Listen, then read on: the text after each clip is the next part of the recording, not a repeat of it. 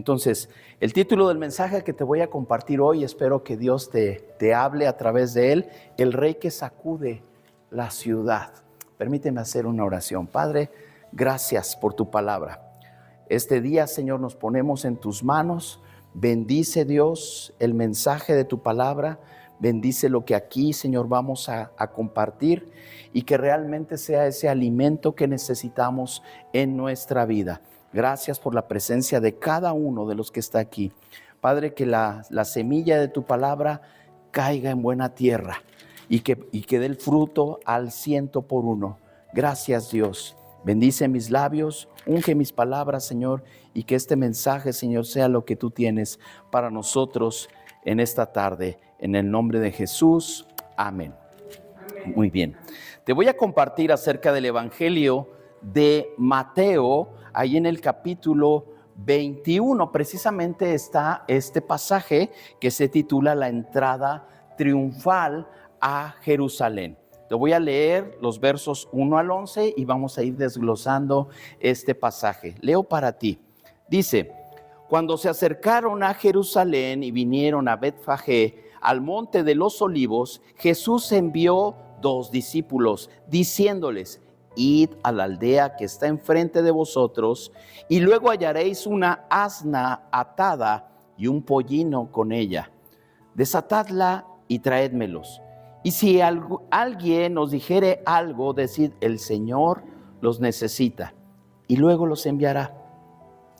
Todo esto aconteció para que se cumpliese lo dicho por el profeta cuando dijo: decid a la hija de Sión, he aquí tu rey viene a ti manso y sentado sobre una asna, sobre un pollino, hijo de animal de carga.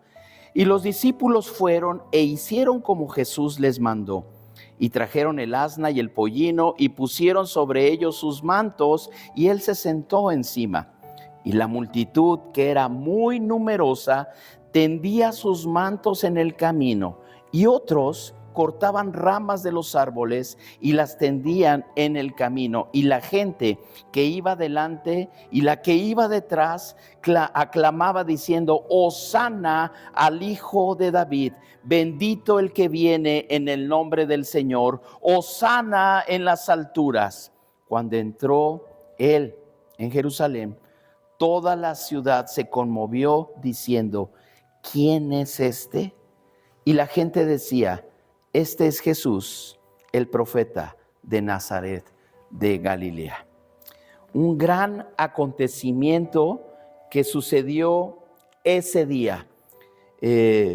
Para los que conocen un poco la historia, saben precisamente que Jerusalén no era una ciudad de paz. Había muchos conflictos en la ciudad. Muchos querían conquistarla. Muchos querían poseer esa tierra. Para algunos le dicen que era como una olla de presión. Recordaba la liberación del Éxodo y el pueblo. En esos días de la Pascua, precisamente se celebraba eso. Eso es lo que significa la liberación en el Éxodo, y el pueblo pedía realmente por un nuevo Moisés que los liberara del yugo y ahora de la presión, pero ahora ya no de Egipto, sino de los romanos. Ya habían sido liberados de Egipto, pero ahora estaban bajo el dominio romano. Entonces Jesús entra por el monte de los olivos cumpliendo con una precisión casi matemática lo que el profeta Zacarías dice ahí en el capítulo 9 y verso 9, 500 años antes de que esto pasara. 500 años antes, y dice: alégrate mucho, hija de Sión, da voces de júbilo, hija de Jerusalén, he aquí tu rey vendrá a ti, justo y salvador, humilde y cabalgando sobre un asno, sobre un pollino, hijo de asna. Esto lo dijo Zacarías 500 años antes de que eso pasara. Entonces, aquí hay un contraste absoluto entre lo que está diciendo o fue profetizado, pero lo que esperaban los judíos. Ellos tenían en mente otra idea. Este contraste, mientras el mundo esperaba, o tal vez si lo pasamos un poquito a lo que conocemos hoy, pues esperaban a alguien que entrara con un tanque de guerra. Alguien que entrara con armas o con un ejército. Pero Dios envía a un siervo. Mientras nosotros, y esta es la aplicación tal vez, buscamos esa solución externa a nuestros problemas, Jesús viene a proponer una rendición interna. Entonces vamos a desglosar aquí este pasaje, 3 dimensiones precisamente de esta entrada triunfal. La primera que quiero compartirte habla acerca de la soberanía en la humildad. Y está ahí en el verso 5 de este capítulo. Ahorita vamos a ver esta ilustración que está aquí, vamos a entender esto. Te repito, este verso 5 dice: decida la hija de Sión, he aquí, tu rey viene a ti, manso y sentado sobre un asna, sobre un pollino, hijo de animal de carga. Aquí Mateo está citando a Zacarías.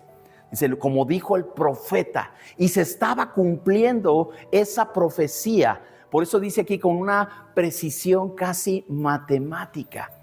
El hecho de que Jesús entrara en un asno, en un pollino, dice, el pollino es el hijo de la asna. Y dice, no es un signo de humildad. Ay, que Jesús quería demostrar que era pobre, por eso entró en un burrito. No fue eso. No era una muestra de humildad, sino de soberanía. Y me vas a entender por qué ahorita que te explique esto. Jesús pide el pollino, el hijo de un asna. Es una declaración de soberanía y de paz. Cuando nosotros vemos, si nosotros vemos aquí en el pasaje de Zacarías, ¿me puedes poner el verso 10? De ahí Zacarías 9, el verso 10. Fíjate muy bien lo que dice. Y de Efraín destruiré los carros y los caballos de Jerusalén, y los arcos de guerra serán quebrados. Hay un salmo precioso que dice que algunos confían en carros y otros en caballos, pero nosotros confiamos en Dios. De Él tenemos memoria. Entonces, realmente el uso de un asno era precisamente el reflejo de un rey en son de paz. Era un rey en son de paz. De hecho, habla precisamente ahí en el primer libro de Reyes 1:33, cuando el rey David ordena que Salomón monte su propia mula para ser coronado. Salomón, el más poderoso, montando una mula. Entonces, eso es lo que transmite Jesús. Si tú tenías la idea, hoy va a cambiar ese concepto de que Jesús entró en un asno para mostrar humildad. No, Él estaba diciendo, yo soy un rey y vengo en son de paz. Yo soy un rey y vengo en son de paz. Y esto choca, contrasta con la idea de los judíos de que iba a llegar alguien con un ejército poderoso y en vez de un asno, a lo mejor caballos para la guerra. Pero no es así. No es así. Dice ahí, el salmo que te dije es el Salmo 27. Estos confían en carros y aquellos en caballos, mas nosotros del nombre de Jehová nuestro Dios tendremos memoria. Entonces, esa montura real en tiempos de paz es lo que nos explicó aquí el libro de Reyes que hizo precisamente Salomón. Entonces, hay una palabra profética y precisamente es la que aclara en el verso 10 que leímos de Zacarías. Entonces, a veces tratamos de resolver conflictos familiares, laborales, totalmente personales, buscando caballos de guerra.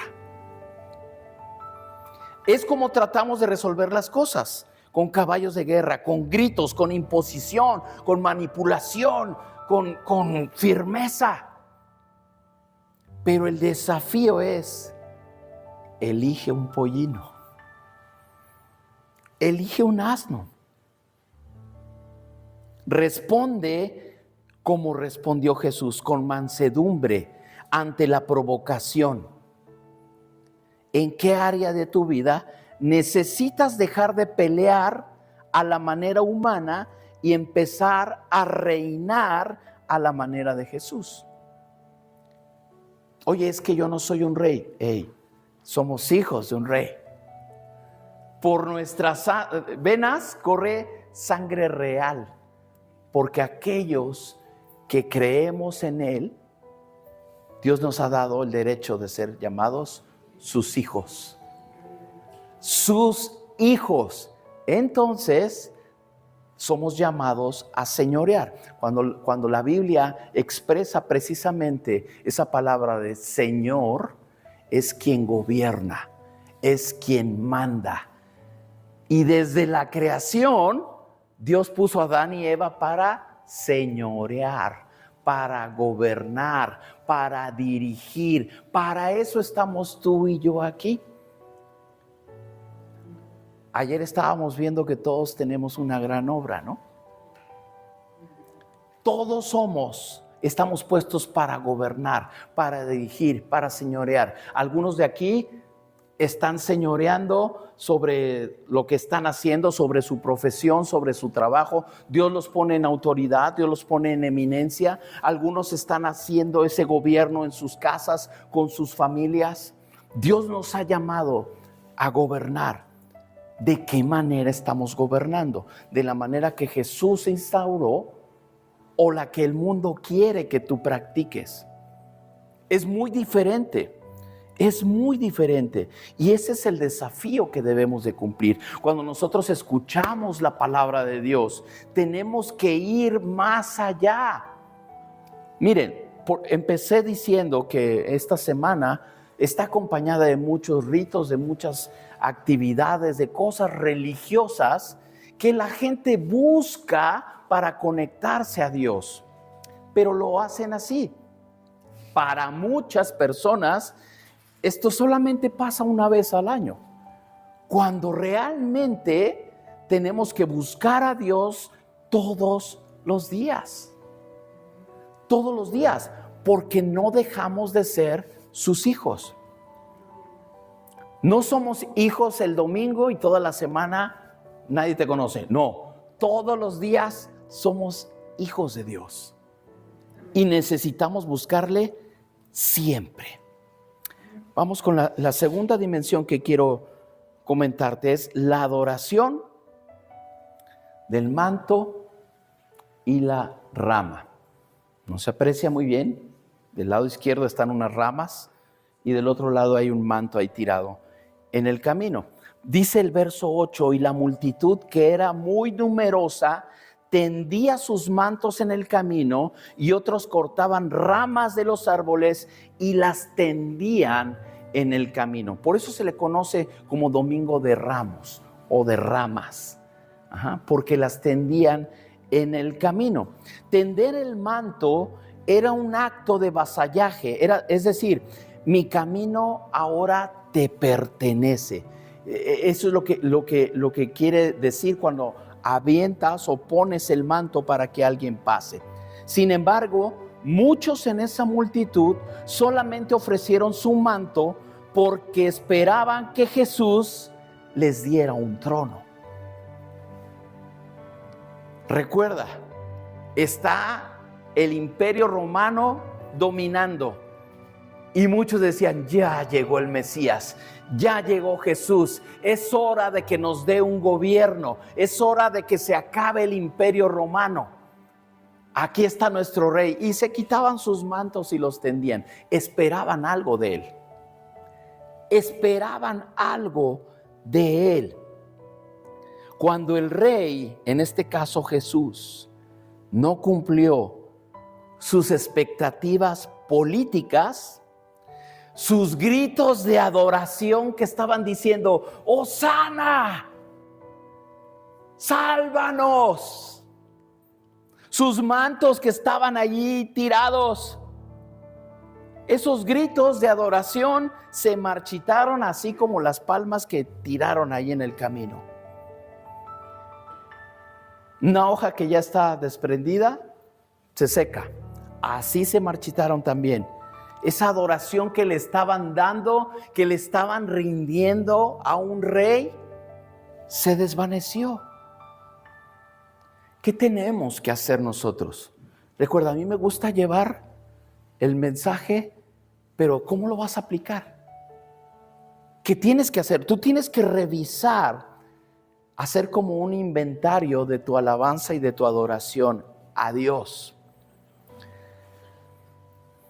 Pregunta: ¿adoras a Dios solo cuando hay bendición o también cuando el camino te lleva hacia el Getsemaní? ¿Adoras nada más cuando te está yendo bien? ¿O cuando hay dificultad te alejas o dices: no, yo no quiero saber nada de Dios porque no me contestó lo que yo quería? ¿Y dónde está la voluntad de Dios? Tenemos que ser como Jesús: Padre, que no se haga mi voluntad, sino la tuya. Y la voluntad de Dios, dice la Biblia, que es buena, agradable y perfecta. Tenemos que llegar a ese nivel de confiar en Dios. Entonces, ¿cómo está nuestra adoración? Identifica algo que tú consideres que es tu manto, tal vez ese plan, tu seguridad financiera, algo muy, muy personal. Y debes de decirle a Dios en oración: tienes que pasar por encima de esto. Mis planes están bajo tus pies. Tiende ese manto para que el rey pase, aún sin esperar nada al cambio. Él es rey, no necesita otra cosa más que tu obediencia. Ríndele todo lo que tú tienes a Él. El alboroto que cuestiona, ahí en el verso 10 dice: cuando entró Él, Jesús, en Jerusalén, toda la ciudad se conmovió diciendo: ¿quién es este? A veces nos cuesta trabajo imaginarlo, pero si has visto películas o las series estas que están ahorita en Netflix, te ayudan un poquito a darte cuenta de cómo era esto. Jerusalén estaba rodeada por muros y cuando Él entra, pues todos empiezan a tender esas palmas. Pero dice aquí que la multitud era numerosa. Todos iban a Jerusalén a festejar la Pascua. Entonces, en esos días, la población de la ciudad se triplicaba, porque venían muchas personas de fuera a celebrar la Pascua. Entonces, había mucha gente, había mucho alboroto, había muchas cosas, pero dice aquí que toda la ciudad se conmovió. Esta palabra de conmovió es eseiste. En el original es esta palabra eseiste, que es la misma raíz para la palabra sismo. O sea, tembló la ciudad ese día. La entrada de Jesús no dejó a nadie indiferente. La pregunta de la ciudad es: ¿quién es este? Esa es la pregunta más importante de toda la historia. ¿Quién es? ¿Quién es? ¿Quién es? Para algunos, simplemente era un profeta. Para otros, hasta de loco lo tildaron. Para nosotros, debe ser el Señor de todo. El Señor de todo. Mira, el concepto que otras personas tengan de Jesús no cambia lo que Él es.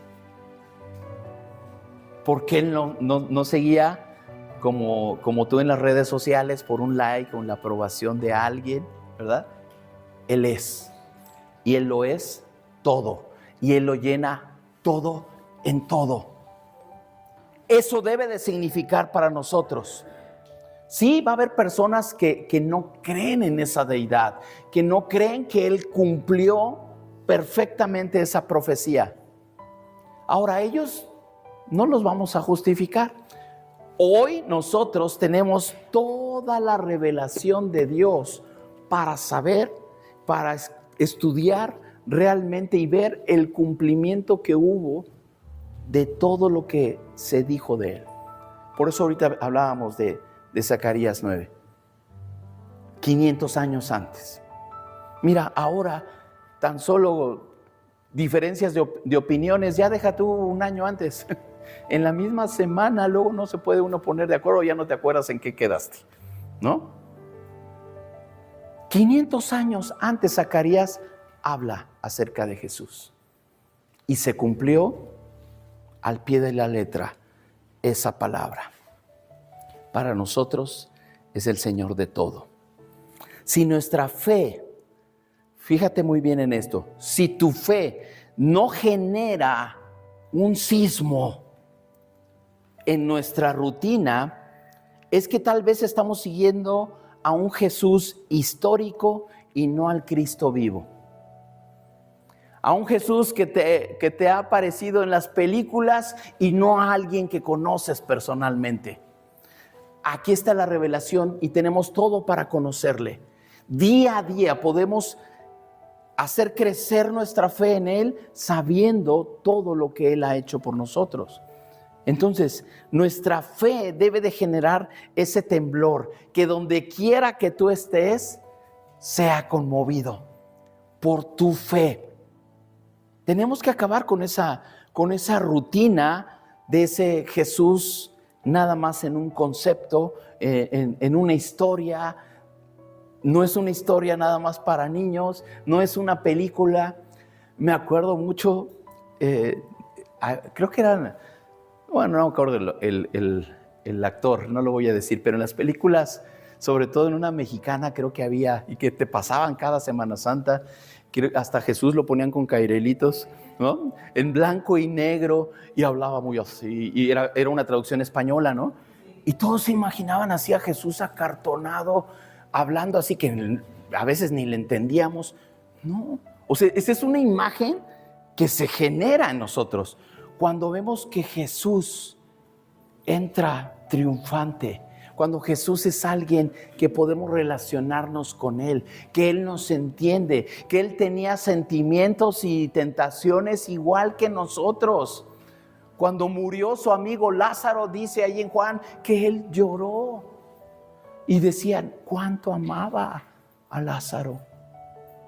Él lloraba. Él también se molestaba. Él también fue tentado. Dice que Él fue igual que nosotros, pero sin pecado. Porque también, algunos dicen, es Dios y es hombre. Y bueno, como es Dios, entonces por eso Él pudo soportar todo. No. Y algunos dicen que es 50-50. No, Él es 100% hombre y 100% Dios. Como hombre sufrió y vivió todo lo que tú y yo podemos vivir, pero también es 100% Dios. Y eso es lo que debemos reconocerle a Él.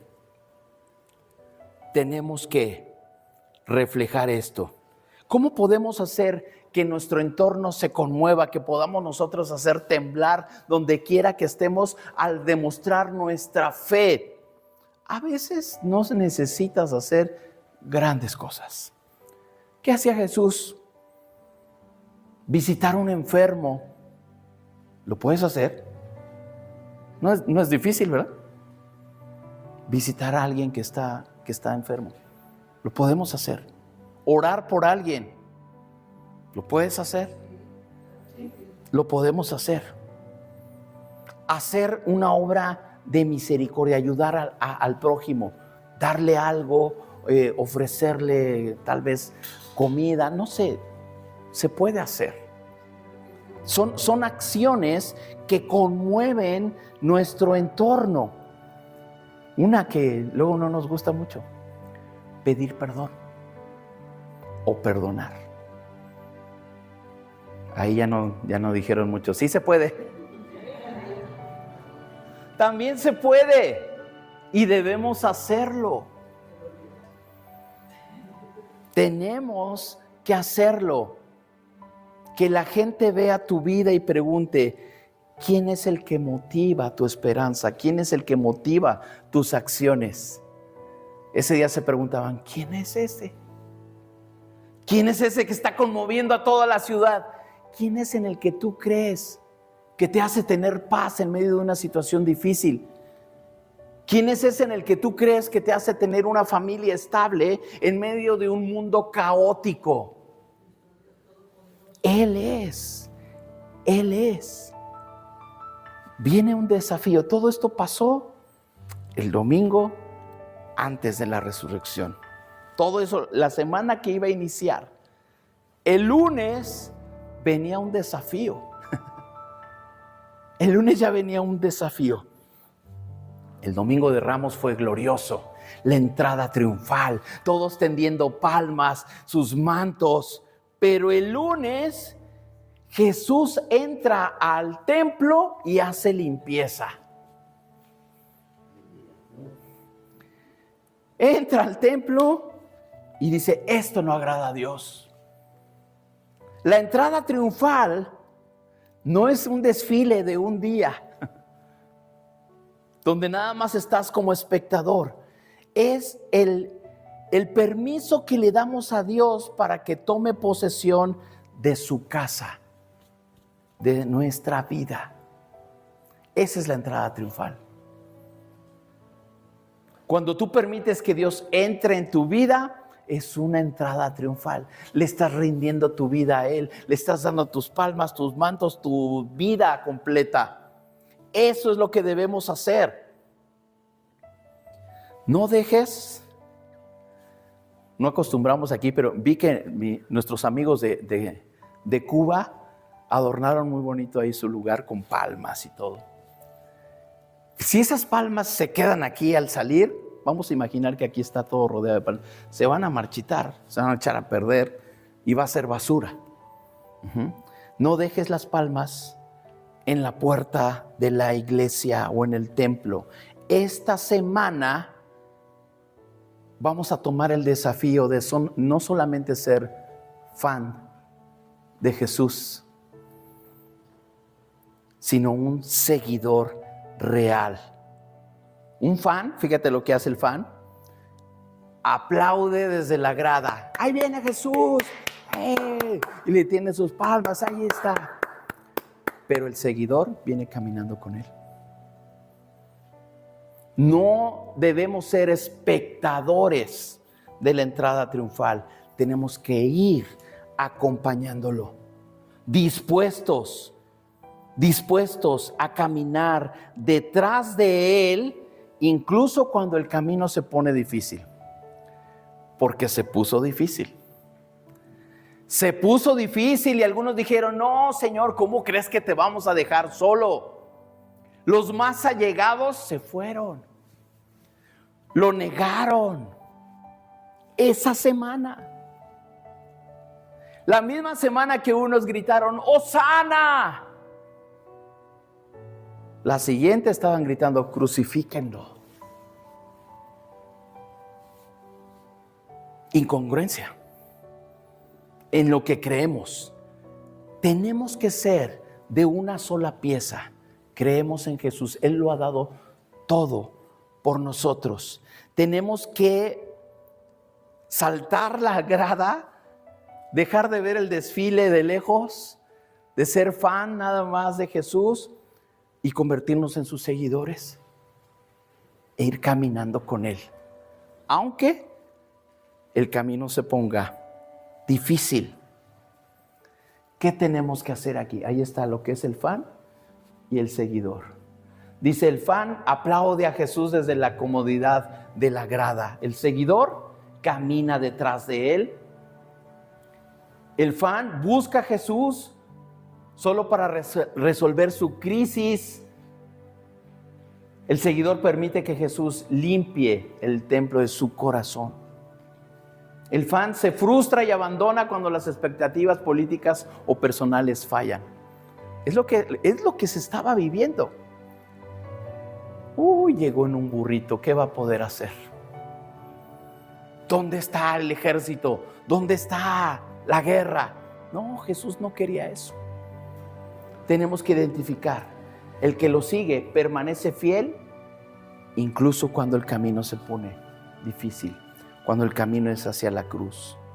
Entonces, ¿qué vamos a hacer a partir de hoy, estos días?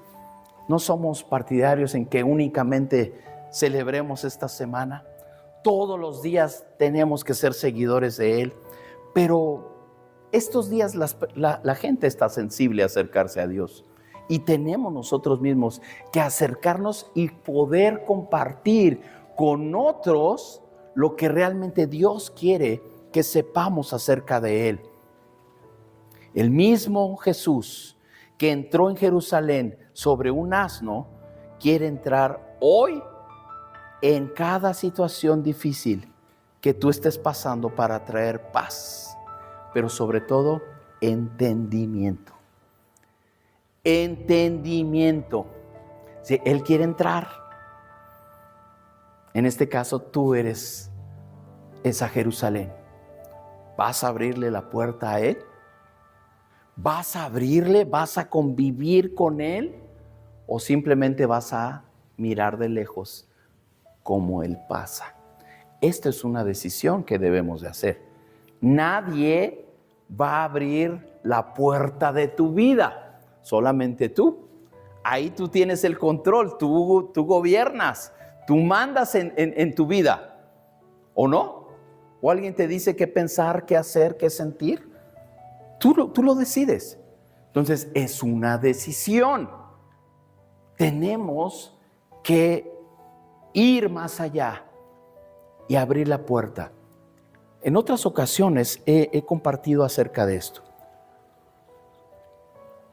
Hay áreas de nuestra vida donde decimos, hey Dios, aquí no, aquí mando yo. Y Dios dice, oye, yo quiero entrar. Versículo muy conocido, Apocalipsis 3:20, donde dice, he aquí, yo estoy a la puerta y llamo. Si alguno oye mi voz y abre la puerta, entonces yo entraré a él y cenaré con él y él conmigo. Eso es intimidad. Eso es intimidad. No te conformes con conocer al Jesús de las películas. Y menos al de los cairelitos. No te conformes con eso. Dios tiene más para tu vida, mucho más. Él quiere darte la sabiduría para guiar a tu familia, a tus hijos. Él quiere llenarte de esa sabiduría y de su presencia para que puedas hacer mejor tu trabajo, para que dependas de Él. Eso es relacionarnos con un Dios vivo. Un Dios vivo. Sabemos lo que pasó, conocemos la historia. El próximo domingo vamos a estar celebrando que Él no se quedó en esa cruz. Él demostró que todo lo que se dijo de Él se cumplió. Ese es el fundamento de nuestra fe, si no, ¿para qué estamos aquí? Ese es el fundamento de nuestra fe. Entonces, ¿qué vamos a hacer? ¿Qué vas a hacer? ¿Vas a acudir a ese llamado? ¿Vas a ser ese seguidor que Jesús quiere? El rey conmovió, sacudió la ciudad y hoy somos llamados como hijos a hacerlo, a reflejar realmente, a creer lo que creemos, lo reflejemos en nuestra vida cotidiana. Si tú estás dispuesto a hacerlo, es una decisión totalmente personal, porque Dios es tan maravilloso que no nos obliga, ¿verdad? Si no hubiera hecho robots, te programa, pip, pip, pip, vas a hacer mi voluntad y no haces nada más. Tenemos libre albedrío y podemos acercarnos a Él. ¿Quieres la bendición de Dios? ¿Crees en ese Dios vivo que venció la muerte? Entonces vamos a dejar que el desfile lo vean otros, pero nosotros vamos a decidir estar allí caminando junto a Jesús, siendo sus seguidores. No importa cómo se ponga el camino, Él no nos va a dejar solos. Él no nos va a dejar solos. Él está con nosotros y Él lo ha prometido. Cierra tus ojos.